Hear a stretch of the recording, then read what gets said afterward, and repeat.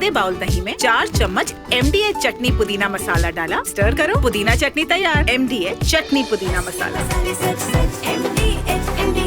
Ladies and gentlemen, the global balance of power is now being tested as Washington fires what many see as the first shot with Maduro's capture. Now, as Trump doubles down with renewed threats to annex Greenland, NATO has pushed back, warning that any forceful move could actually shatter the alliance. The world is bracing for impact, a dynamic shift in regional balance. The question is, who will be Trump's next target in this bold, unpredictable push for American dominance?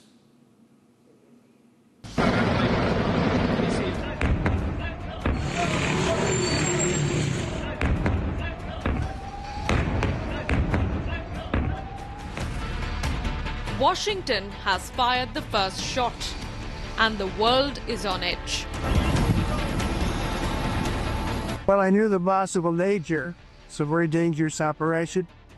It was amazing that they had a few injured, but all are good shape right now.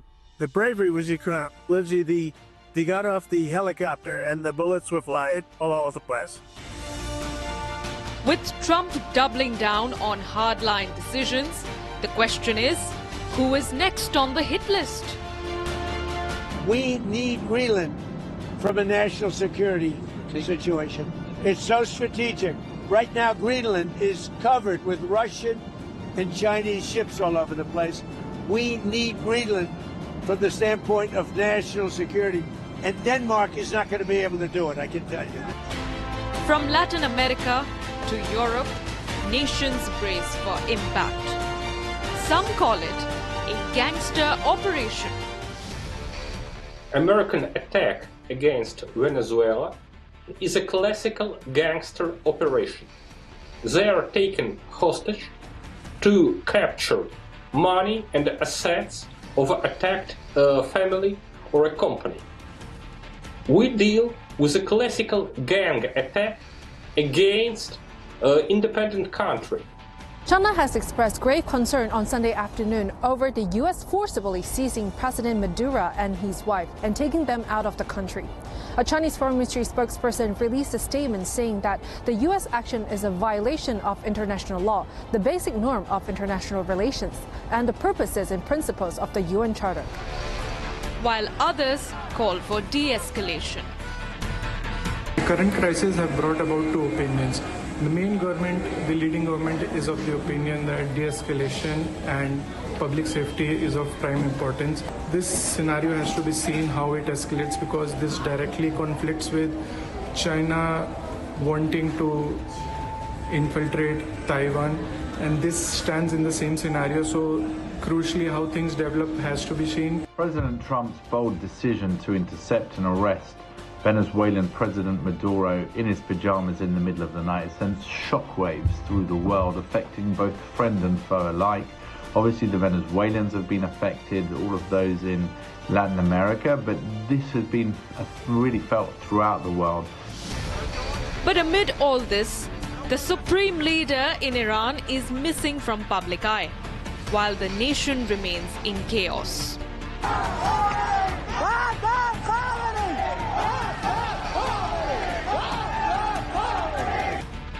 Even as worried NATO leaders have now taken a united stand on Greenland, it is clear that Trump's next move is not just about diplomacy, it's about the next international flashpoint.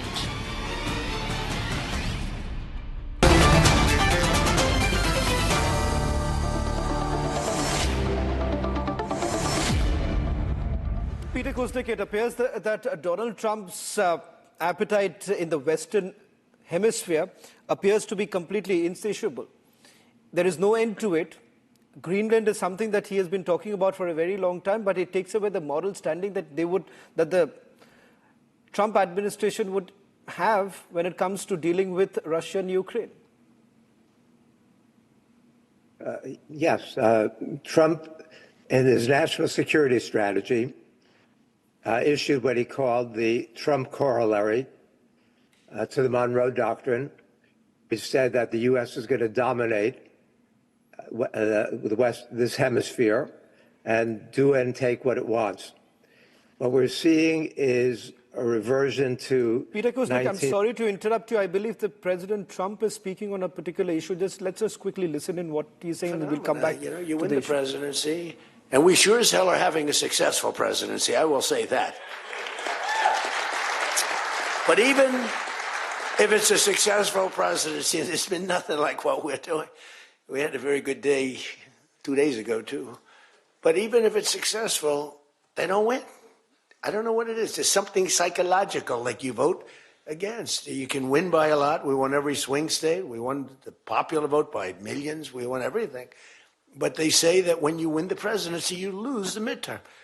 So you're all brilliant people. Most of you are in this business longer than me. That makes me smarter than you.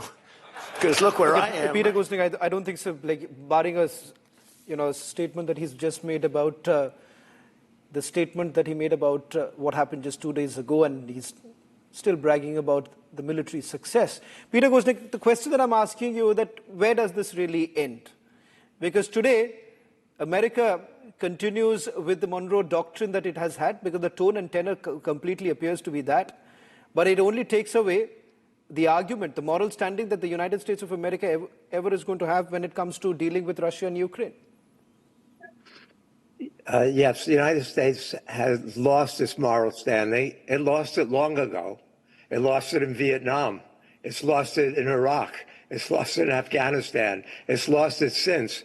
During the Biden administration, the United States played a very negative role internationally. But what Trump's doing is unprecedented. This kind of direct, aggressive attack against the U.S. Constitution, Article 1, Section 8 of the U.S. Constitution, against the UN Charter, against international law, is so beyond the pale of what we've seen before that it's horrified the world. Now, the Trump people and Trump and Hegseth and Rubio feel like tough guys. You know, we can do this. The thing about them is that they like the fact that it's against the law. They like the fact that it's outraged people around the world, because it shows that they're above and beyond the law. In the United States, there's a no kings movement because Trump is acting against the U.S. Constitution and trying to act like a king. But this is not going to turn out well for the people of Venezuela. It's not going to turn out well for the Trump administration. It's not going to turn out well for the American people. What we're going to see is chaos. As Benjamin Franklin once said, those who fail to plan ahead are going to fail in the long run. So this is a disaster morally and globally. Greg, what kind of an appetite does President Trump really have? Because it seems that he's not going to end with Venezuela. And more importantly, what is becoming abundantly clear, it's not about drug trafficking. For heaven's sake, let's understand it's not about drug trafficking. If that was the case, then there are several other places that he should have actually carried out a military action. The reality is this, it's the American greed when it comes to drilling oil. Why don't you be honest about it? And this greed has created chaos in the Middle East. Of course, the Europeans did not really care because they said it was not our fight. Today they are basically crying foul because it comes to when it comes to the Europeans and what matters to them, that's when they're crying foul. But the reality is that Europeans did not give a damn when it happened in the Middle East and what the Americans did in the Middle East. Today, President Trump continues with it. Yeah, there's a lot there, but I think we have to keep in mind that the president is going to do what's right for America, but it's not just America first. Or America first doesn't mean America alone. And I think he has been quite candid about the fact that oil is important in this execution of this military strike. So was it the drug trafficking? You would sure, that's overthrow part our government of it. here? Let's understand here, Greg, we are talking about a government which has been recognized by the United Nations. As per the United Charter, this is what has essentially happened is a violation of the international law. So there would be a day that you would really not care about international law at any cost. You don't like me, you can come and do whatever you feel like. That's the American philosophy.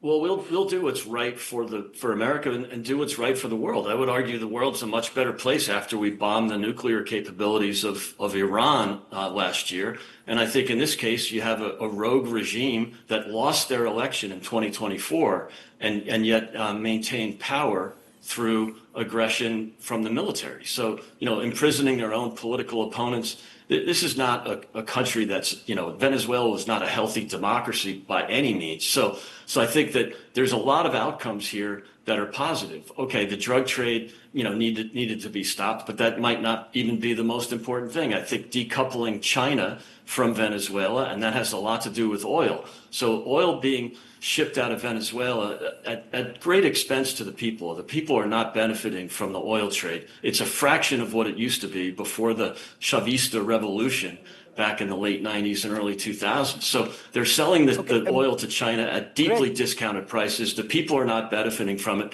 So yes, the American companies will benefit because the American companies were the ones that developed the oil business in Venezuela. But the people what's very hypocritical in this entire argument, Ambassador Vora, and most Americans are essentially arguing this, and I find it absolutely hypocritical and, more importantly, selfish to the core.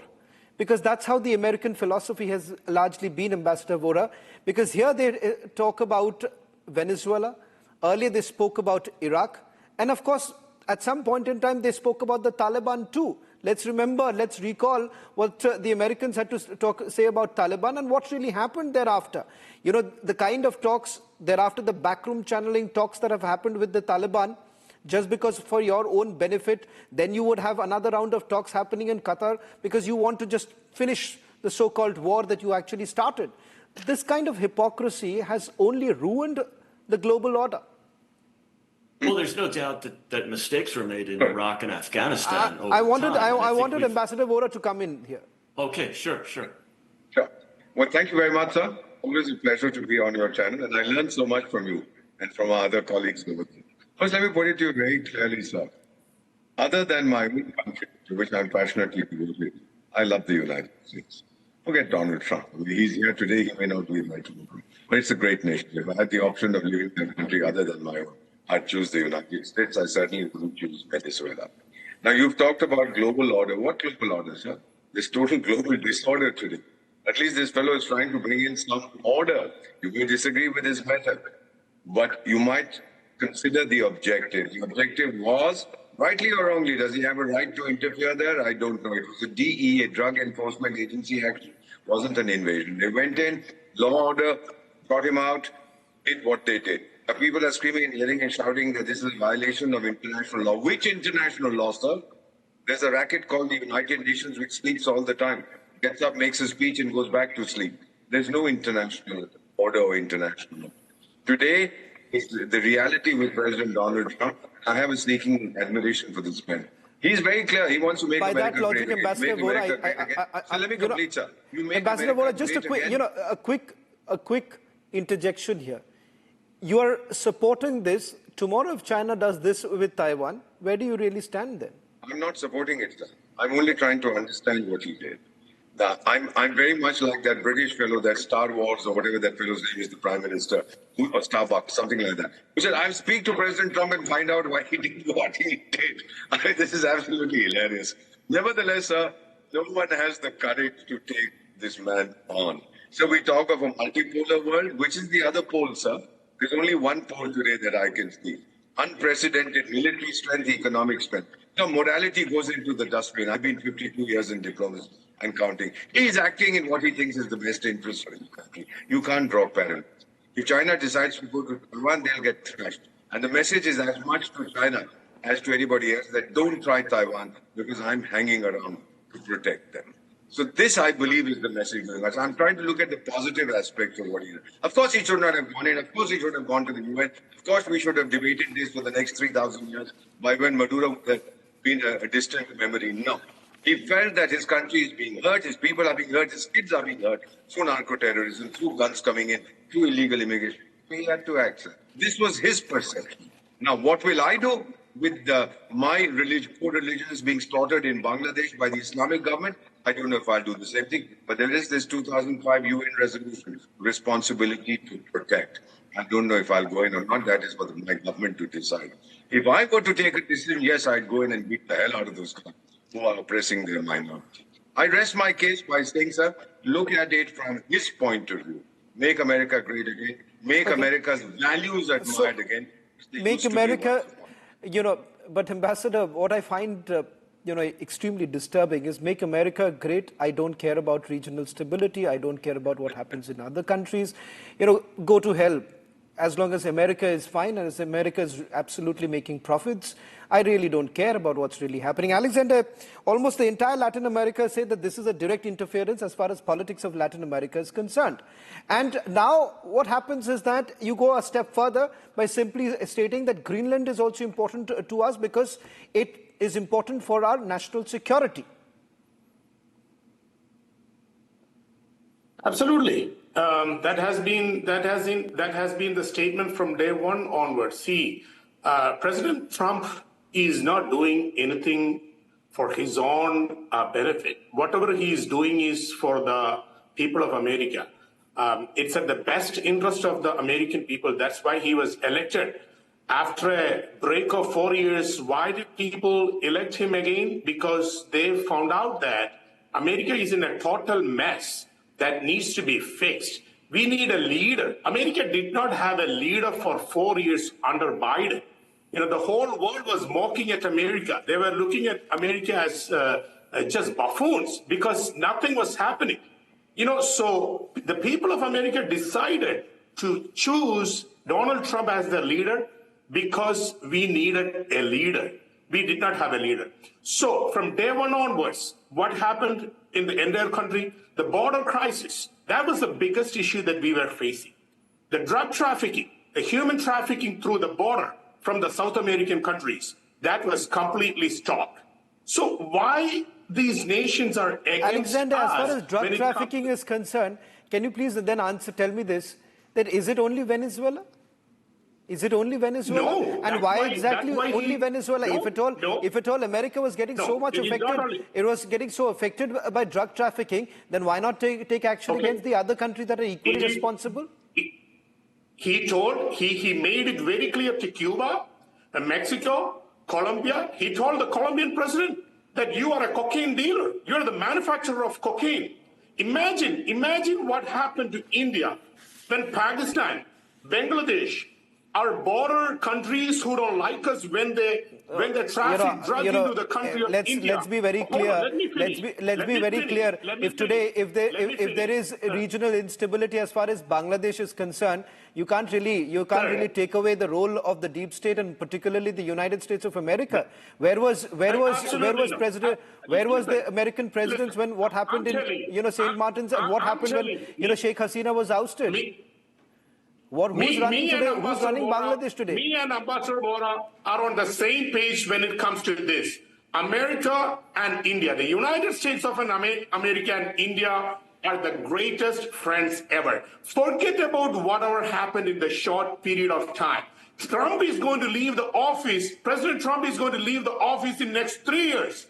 But that does not end the relationship between India and USA. Okay, so the Chinese relationship, the Russian relationship, all kind of the BRICS relationship, it's all temporary.